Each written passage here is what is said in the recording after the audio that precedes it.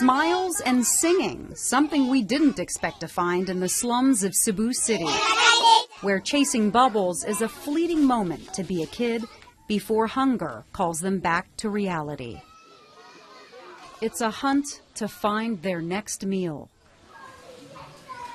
Many on their own, under the blazing sun. A lot of garbage, but since a lot of houses being built now. It was a sight our cameras almost couldn't capture. We needed a guide to take us deep into Anayawan, past the stench seeping onto the streets, where money is scarce and desperation is the driving force of survival.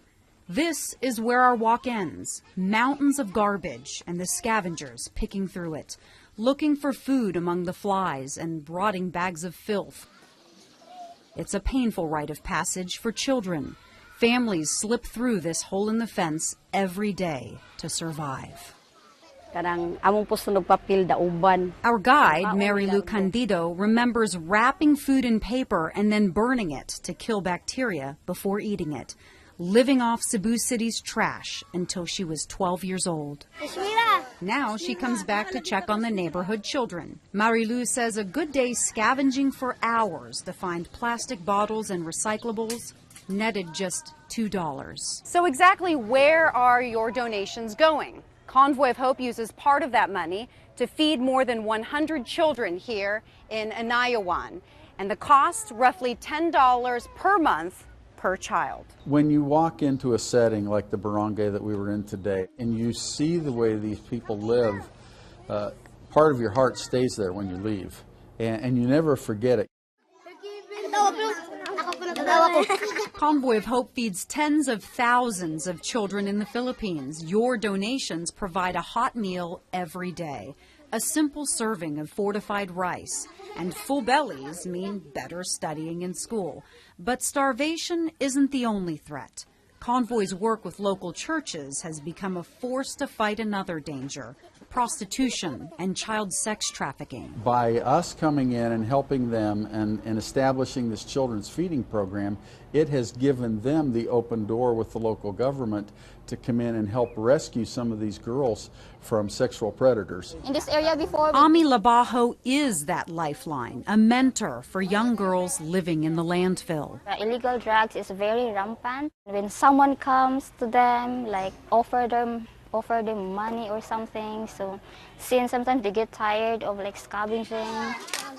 Predators target girls as young as 9 years old, tempting them with food, using their desperation against them. Because of hunger, many people turn it the easy way.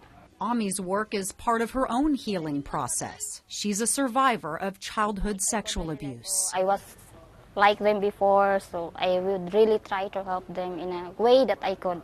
I'm doing this for God and touching lives, so it's really like exciting. Changing lives one meal and one child at a time for a brighter future.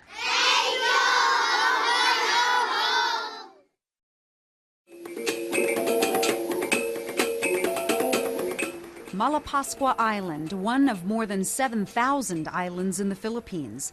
It's a paradise of white sand beaches and bright blue water. That all changed on November 8th, 2013. We are following a major story out of the Philippines, a major storm, a super typhoon barreling across the central islands. Super Typhoon Haiyan, wind gusts of up to 235 miles per hour wiped out cities and villages. A disaster of monstrous proportions. I've seen a lot of different disasters in my time, and this one was pretty amazing. The storm created a tsunami-like surge, killing nearly 6,300, leaving more than 4 million homeless. No one died on this island, which is mind-boggling. The scene when we showed up here was just devastation, complete destruction. Typhoon Haiyan barreled ashore, setting its sights on Malapascua Island, blasting boats out of the water. The monster storm wiped out more than 90% of the fishing industry boats. Convoy of Hope was the first agency to arrive with emergency supplies in the disaster zone. When we showed up here, a lot of the boats that you see out here were just toppled over, broken in half. The wind was just amazing. I mean, it just sent boats just tumbling down the beach. Nag-uuli ko nga wa na ko'y trabaho. Captain Elmar Ornopia had no way to feed his wife and 7 children. He had no boat, no home, but he had faith the tide would turn.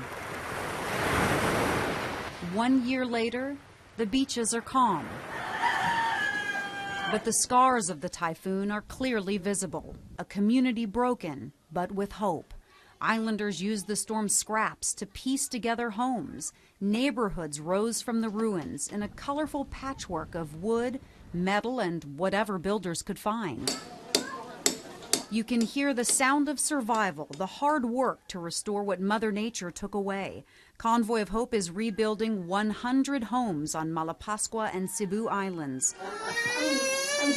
Homes like this one for Captain Elmar's family, with just enough space to store a few things and a place to sleep or take a break from the sweltering sun.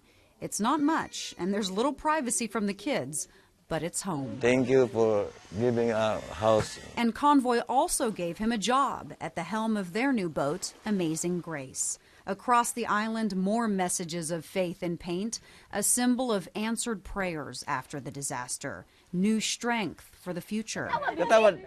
And another blessing is coming. The captain's crew is growing again. Jamaru is about to become a big brother. Each time Convoy of Hope comes back, more boats are taking shape on the sandy beaches. And more fishermen are back at sea, working the nets until the sun sets over the rippling horizon. They're fishing again. They're back sustaining themselves with their own livelihoods, which is really cool to see. Reporting from Malapascua Island, the Philippines, Maria Niter, KY3 News.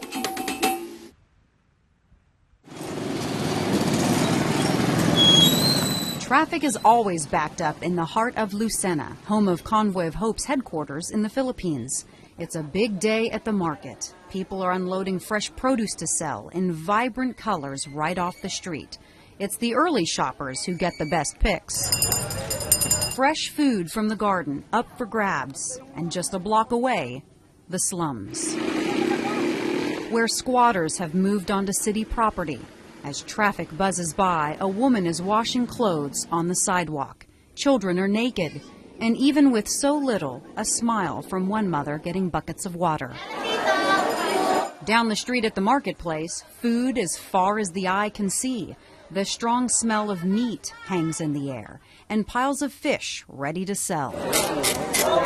This is Honey Lee Rinconada's new life. The 25-year-old was part of the first class to graduate from Convoy of Hope's new business program. So bilang isang nan, my heart is overflowing with joy because now I can help my husband, not just with our bills, but also provide for my kids things that they want. A year ago, she was only making $2.50 a day.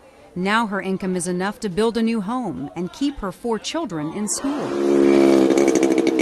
Life outside the city is less hectic and quiet.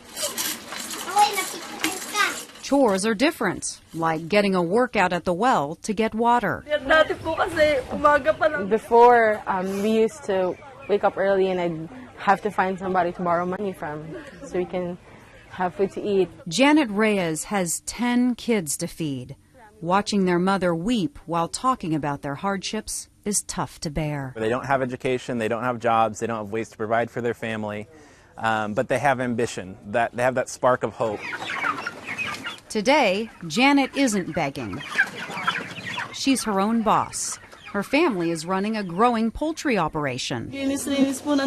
My sons help me take care of the chickens. They clean the coop, they help refill the feed and the water.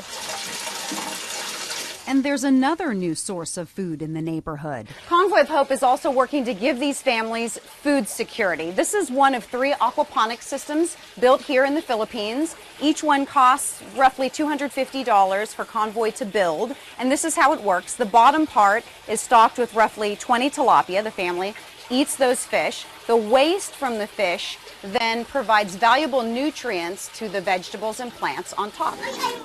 Life here is simple. Little is taken for granted. For these mothers, the education has lifted a great burden off their shoulders. The fear of failure is apparent, the threat of sickness and starvation. no longer a daily heaviness on their hearts. This ministry has been an answered prayer. I've been praying about this even before that the Lord will provide me a mode of income. Now the family's nest egg is growing. A mother's tears of joy, a mission of hope fulfilled. Maria Niter, KY3 News.